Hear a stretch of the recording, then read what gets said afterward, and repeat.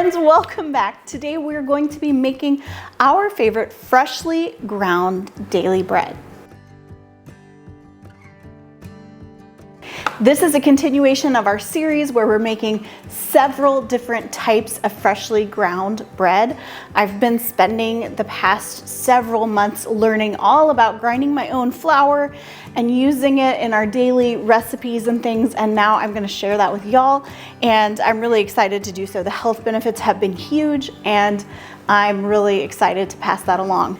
If you want to learn more about the benefits and all of the types of flour and things that you can grind yourself, I'll link that video down below. In it, we talk about all about the different kinds of wheat that you can grind or corn, and we talk about some of the different purposes, some of the different things you can make, the health benefits. But for the next few weeks, we're just gonna keep on making several recipes. Last week we did freshly milled sourdough, and this week we're gonna do just our basic bread recipe.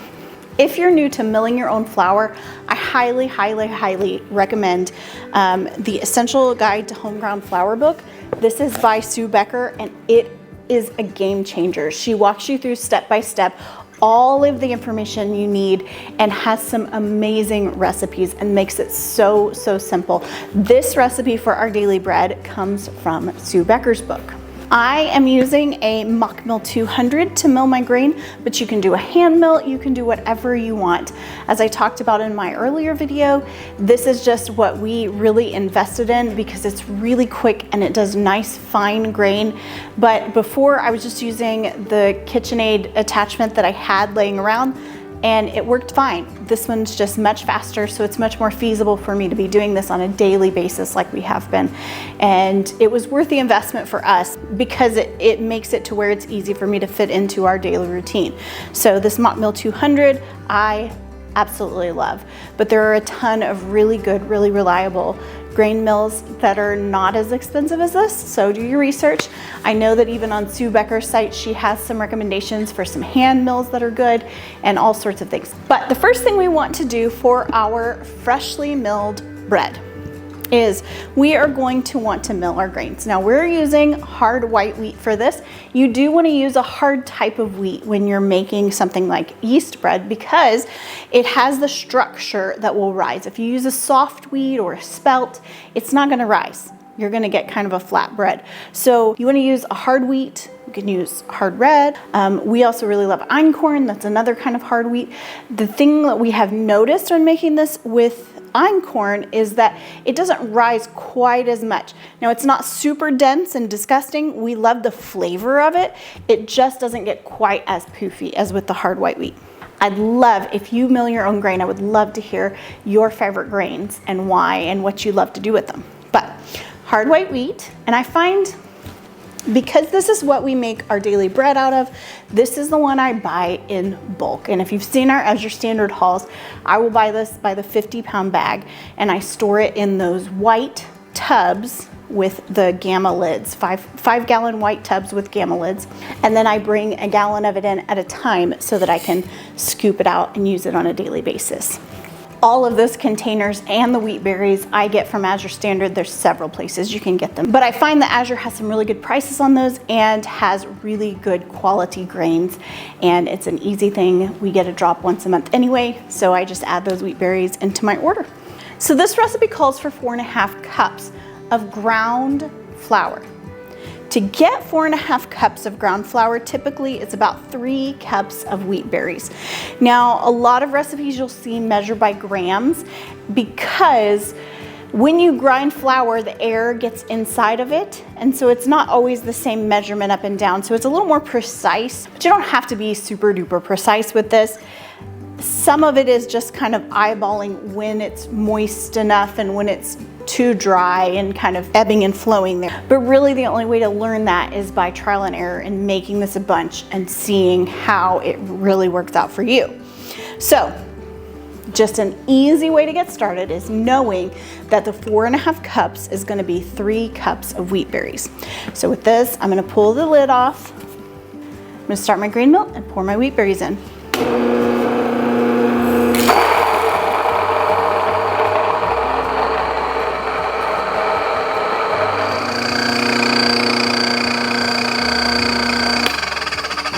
And just that quick, in about a minute and a half, I've got 4.5 cups of beautifully ground flour. One thing I want to say about this recipe before we start mixing it here is that you can just as easily mix all the ingredients straight into your bread machine and just let your bread machine go. So I do that on a lot of days. That's actually my go-to when I'm super busy in my morning routine. I'll just grind all the ingredients, I'll get them in the bread machine and let the bread machine go. And it takes about 5 minutes of my time, and then we have freshly made bread. When I do have time, however, this is how I do it. And I know a lot of you don't have bread machines.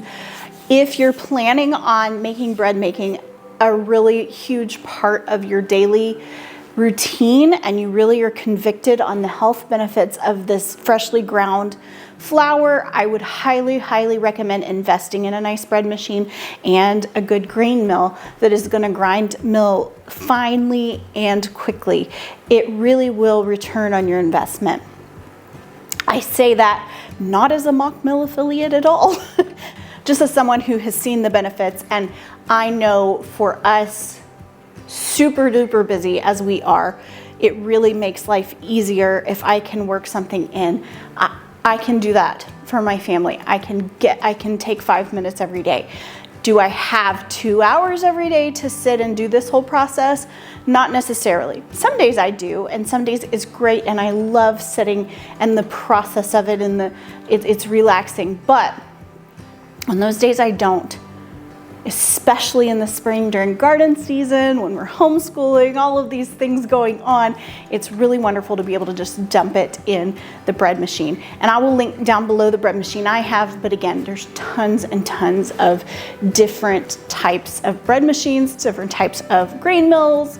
You know, the sky's the limit. Do your research and find out.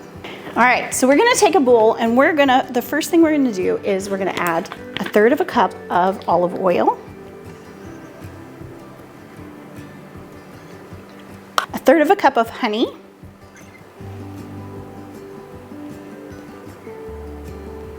and if y'all watch my Azure Standard hauls, this was a new variety of honey I was trying, and this is the orange blossom honey from Azure, and I will say it is delicious. The bread is just the perfect sweetness with this. So if you watch those and were wondering if I enjoyed it, highly, highly recommend this.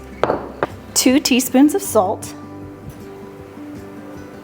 1 egg. I've got this beautiful blue egg from our Americana Samantha.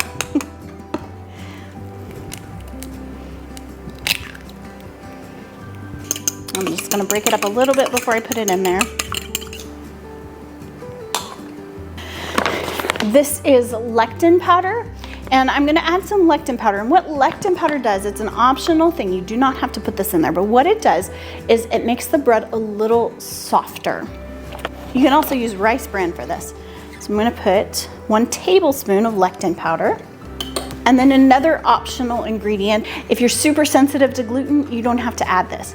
But this is gonna add, a lot of times with the whole wheat bread, it's more dense and it doesn't rise as fluffy as the normal bread. But if you add this vital wheat gluten, then it adds more structure to it and it's able to puff up a little more. So I'm gonna add 1 teaspoon of this vital wheat gluten. Then I have 1.5 cups of hot water. This is about 120 degrees or so. And pour it in. And then I'm gonna pour in about 3 cups of my flour. This doesn't have to be precise, but I find if you just put a little bit in at a time, don't put the whole thing in, it makes it easier to incorporate these wet ingredients right at first. Now I'm gonna take 1 tablespoon of instant rice yeast, and I'm gonna just sprinkle this over the top and stir this in. And as I stir this, I'm gonna keep adding my flour. And I want it to make a soft ball. And it's starting to do so.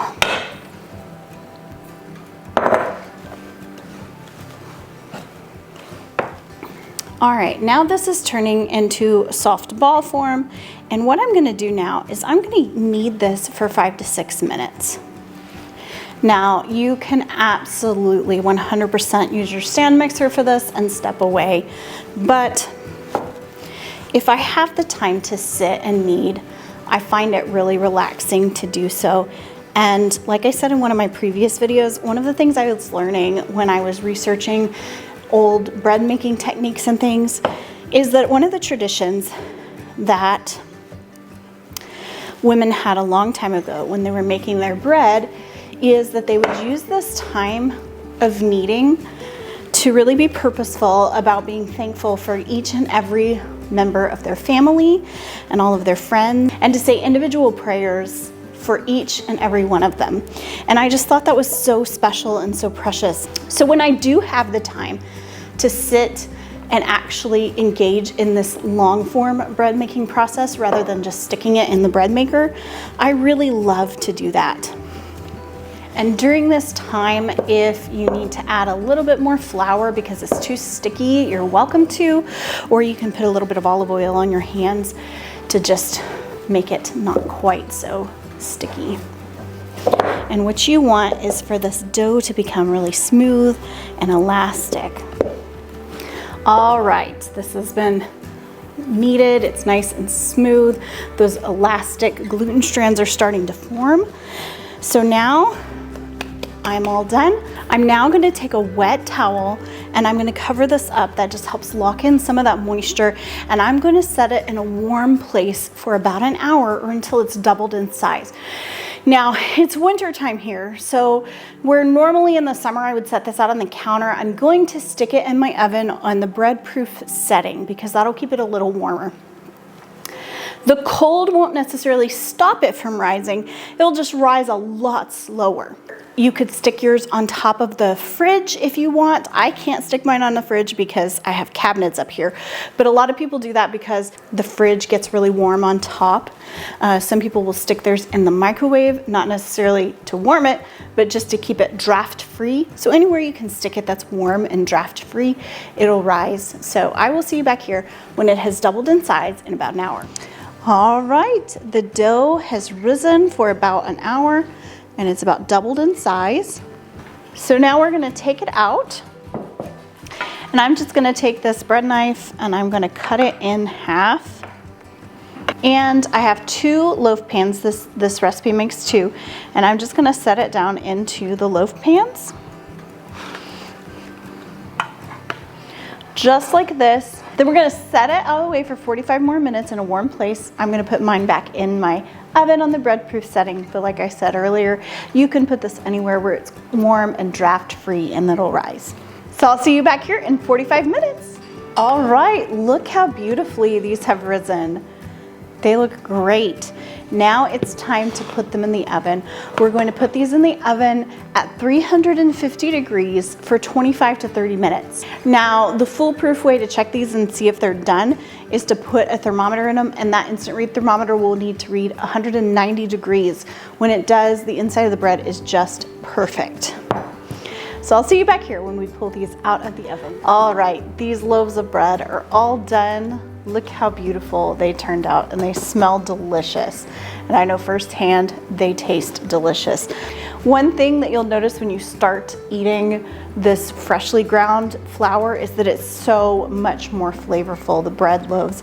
And when you buy whole grain bread at the store, it's really thick and it's grainy. And if you really get a fine ground on your flour, this is not. This is nice and soft and fluffy, and it's wonderful. So highly, highly recommend. So next week in this series, we are going to be using spelt to make some blueberry muffins. I hope that you'll hit that subscribe button and that notification bell so that you can get notified when we put out new videos. Y'all have a wonderful day.